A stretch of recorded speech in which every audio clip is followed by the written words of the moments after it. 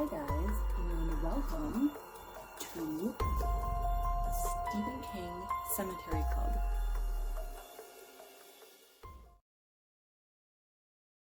Hi guys, welcome to the Haunted Valley. We are in the second episode now of the Stephen King Sematary Club. We are covering Salem's Lot, which is my favorite Stephen King. I'm always hesitant to come up with a favorite, but in all honesty, it's probably my favorite of his books. It's definitely the one I own the most copies of. I think off the top of my head, I've got 6 copies. So I'm just gonna say it. It's my favorite. It's my favorite of all of Stephen King's stuff. So I will be using this version, the pocketbook version. And this one is a little beefier than the Signet book, but this is the one that I bought specifically to write in. Like, I underline things, I write in the margins. This one is definitely purchased with the sole intention of it being my academic copy, I guess you'd call it. So that's what I will be referencing page number wise. I wrote down notes here, but I'm also going to have to refer to the paperback because I have found that with this one, I have entire passages that I would like to share with you, and that's not really convenient because writing that all out is going to take forever. Salem's Lot is Stephen King's second novel. It was published in 1975 by Doubleday, and Stephen King wrote an introduction in the copy that I am using. He wrote an introduction in the 90s, and he was saying that reading Dracula at a young age kind of laid the groundwork for this book. So it's kind of a modernized version of Dracula, and once again, Tabitha, his wife, was very important in the origin of this book because he was just thinking out loud one night about, what would happen if Dracula was transported to the modern age, and he kind of laughingly said he'd just be hit by a car and then that would be that. But Tabby said, what if he ended up somewhere very isolated and rural where he could take over an entire town? And that got Stephen King thinking about it, and Salem's Lot was born. This is the pocketbooks edition, which has 631 pages. Now I will be going through the prologue and through chapter 2, which is Susan part 1. Okay, so the prologue basically talks about a boy and a tall man. It doesn't really describe who they are or what their deal is. This man and this boy, who is not his son, it is made clear it's not his son, they are traveling from Maine all the way to Mexico. He's a writer, we know that, but he's taken odd jobs along the way to survive so that they can live, and he is working on a book, which he sends into a publisher. Once it gets accepted, they cross over into Mexico, and they hang out there. The boy starts going to church, the man goes with him, the boy decides to make a confession, and he confesses a crazy tale that we don't really have much information about yet. But the priest seems very concerned by this, by the things that the boy has confessed. So the town that we focus on in this book is called Jerusalem's Lot, which is also shortened to Salem's Lot, which is the title, and that's why there is an apostrophe before the word, because it's cutting out Jerusalem. So Jerusalem's Lot is also Salem's Lot, and then the people who live there also just refer to it as the lot. So the tall man has been keeping up on news pertaining to Salem's Lot. So he is reading newspapers and he is keeping an eye out for any mention of Salem's Lot, which is where they came from. And there is an article about how Salem's Lot is basically now a ghost town. It's just abandoned. There are no businesses open, there are no children in the school, a lot of the houses are just empty, no one is walking down Main Street, that kind of thing. A lot of the citizens have just up and left, or were taken or something. No one really knows exactly what. They've tracked down a few people and they mention them in the article, and then they also list off a whole bunch of people that they are curious about what happened to them, haven't heard from them, but would like to hear from them. The man and the boy has been traumatized by something. We don't exactly know what it is, but he is very upset, and the tall man is kind of treating him gingerly. And they decide at the very end of this prologue that they need to go back to Salem's Lot. So that is the end of the prologue. Then we jump into part 1, which is the Marston house. And something that Stephen King does, and I've always appreciated this because it gives me new things to look for, I guess. He quotes songs, he quotes excerpts from books or poems, and if I have not already been exposed to them, I will usually check them out because I trust Stephen King and our tastes are pretty similar. He doesn't lead me astray. So at the beginning of this part is my favorite excerpt from The Haunting of Hill House by Shirley Jackson, and I did not read that novel until I had already read this little excerpt, and I was intrigued by it. I wrote it down so that I would go check it out. They might have used this exact line in the miniseries, the Netflix miniseries, but it is, quote, "Silence lay steadily against the wood and stone of Hill House, and whatever walked there walked alone." Now we get into chapter 1, which is Ben number 1.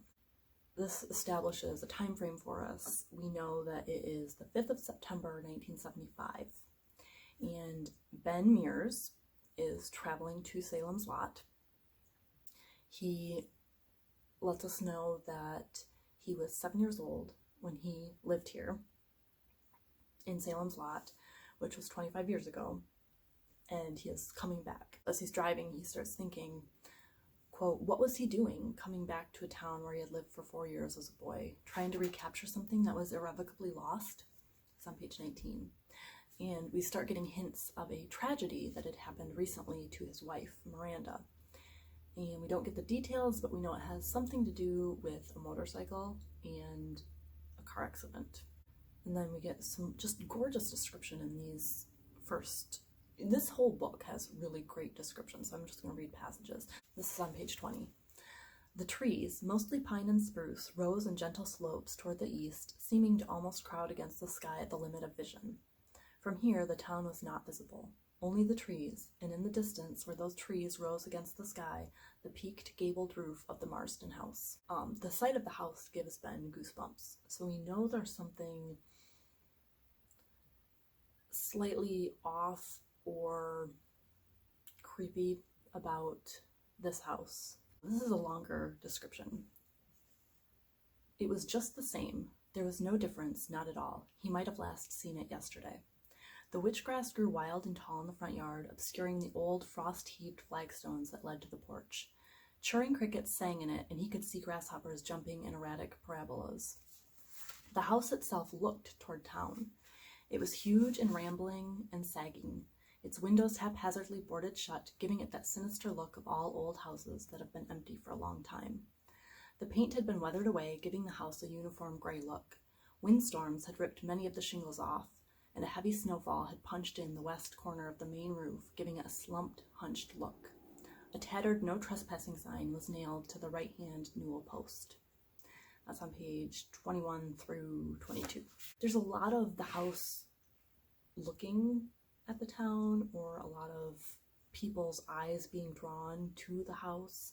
Just a lot of personality is given to the house.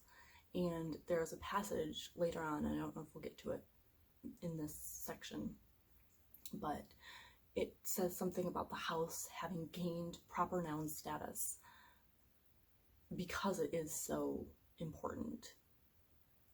Ben sees the Marston house. He obviously has history with it. On page 22, quote, it stared back at him with idiot indifference. And page 23, quote, "It had waited for him." So there's a lot of personality assigned to this house. And we hear Ben say that he wants to lease the house and write his book inside of it, but he doesn't want to go upstairs. So we know he's afraid of the upstairs part of this house. That brings us to chapter 2, which is titled Susan, part 1. And now we're at the 16th of September.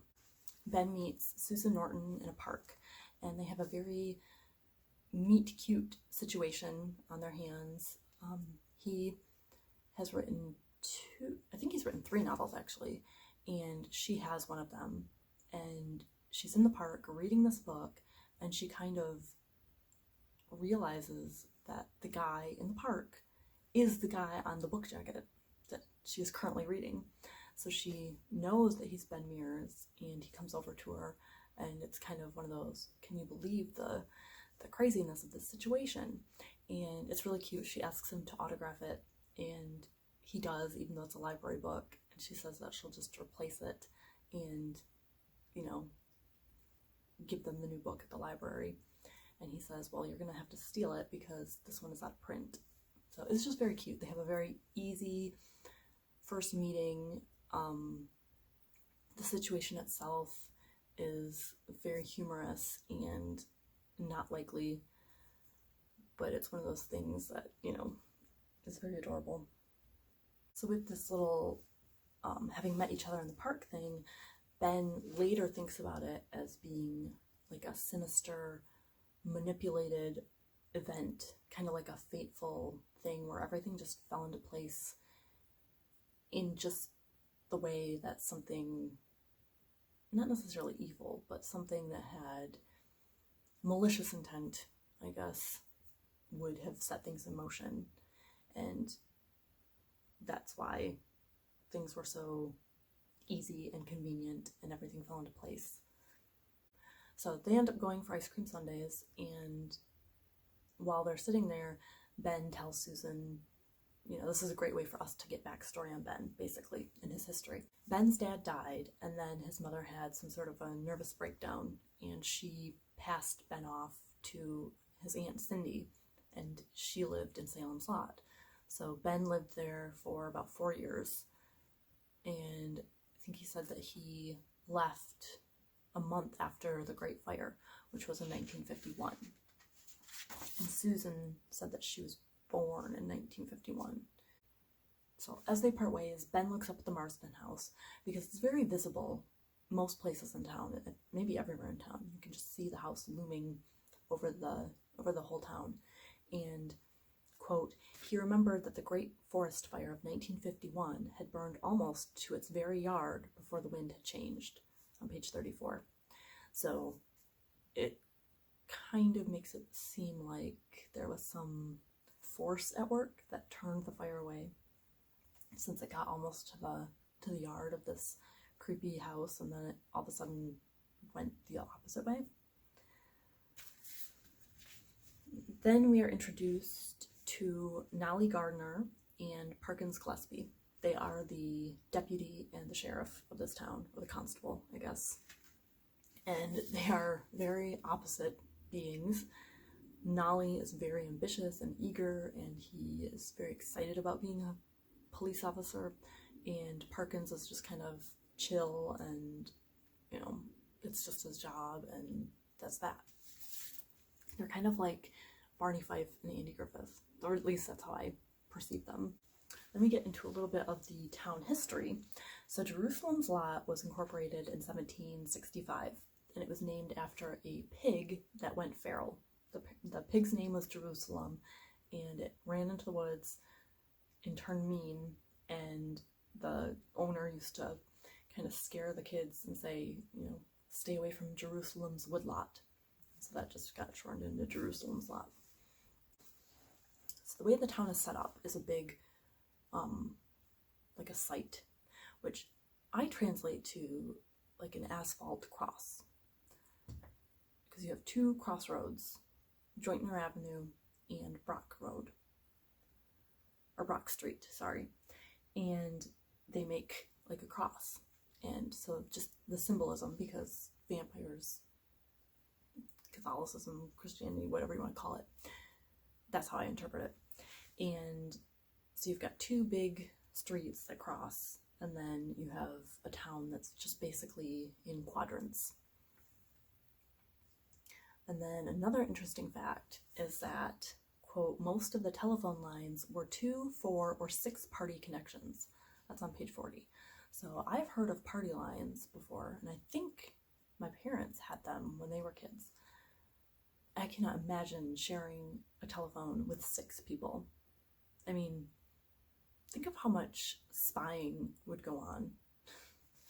You know, I wouldn't want to share with another family, let alone 6 families. Okay, so that gives a little basic history of the town. We find out that there are pretty much some, random and isolated tragedies, but nothing really major happens to reflect what is going on in the broader world. They've had a couple people who had gotten injured in war and came back, or people who might have died in war, but it's not very common. And there's a great quote. Okay, quote, "But except for these things, the lot's knowledge of the country's torment was academic. Time went on a different schedule there. Nothing too nasty could happen in such a nice little town. Not there." End quote. That's on page 42. Susan's mother is Anne Norton, and she is very meddlesome and very annoying. Susan's mom seems to have this idea of her daughter marrying a guy that she's been seeing for a while, Floyd Tibbets, and being a good little girl, and she just wants her all neatly wrapped up in like a little bow kind of thing, and she does not like the idea of Ben Mears. So Susan and Ben have their date. They drive to another city and go watch a movie. And on the way home, they start talking about the Marston house, because it seems like the Marston house always comes up, no matter what. And Ben says that he tried to rent it, and it has been sold, which is odd, because it had been empty for so long. Quote, "The scandal and violence connected with the house had occurred before their births, but small towns have long memories and pass their horrors down ceremonially from generation to generation." Page 49. So now we have the Marsden house, a brief history, basically. Hubert and Bertie Marsden moved to Salem's Lot in 1928. They were very wealthy. Hubert was the president of a New England trucking company in the late 1920s, and he basically ran moonshine. So that's how he made all this money. He would get envelopes of cash, and he would get newspapers delivered all the time, and they had cash like taped to the pages. So they lost a lot of their money in the crash of 1929, and they basically lived like hermits until their deaths in 1939. So most of the town did not see them. No one went into their house. They only went out to go shopping, basically. And the mailman discovered the bodies once all of the mail started accumulating, and he decided to bring it to the house. And there was a bad smell, and he found Bertie in the kitchen, and she had been shot in the head. And then he went and got the cops. They came back and found that the house was pretty much booby-trapped, like everywhere. And it was a hoarder's paradise. Like there was stacks of papers and magazines and like tunnels where you'd have to weave in and out of these stacks of junk.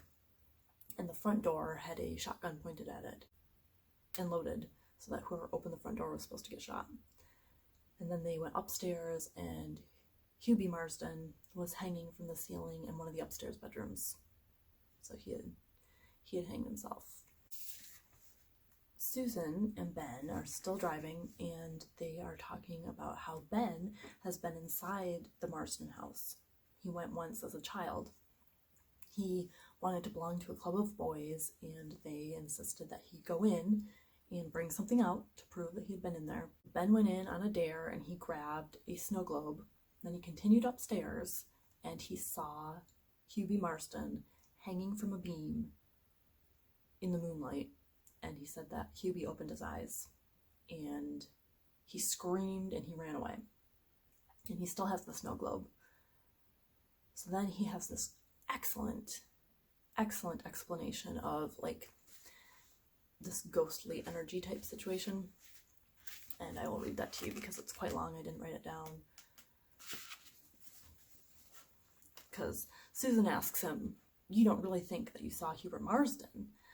And Ben says, I don't know. He said it with difficulty and reluctance, as if he would rather have said no and closed the subject thereby. Probably I was so keyed up that I hallucinated the whole thing. On the other hand, there may be some truth in that idea that houses absorb the emotions that are spent in them, that they hold a kind of dry charge. Perhaps the right personality, that of an imaginative boy, for instance, could act as a catalyst on that dry charge and cause it to produce an active manifestation of something. I'm not talking about ghosts precisely. I'm talking about a kind of psychic television in 3 dimensions, perhaps even something alive, a monster, if you like. And I love the explanation because that's just so possible. I don't know. I feel like it's possible. Maybe it's not. But it just seems very possible to me that maybe things are activated by certain other things, certain events. That's why some people have experiences, other people don't. I don't know. But yeah, I really liked that. That's on page 56. I don't know if I said that. So yeah, brilliant.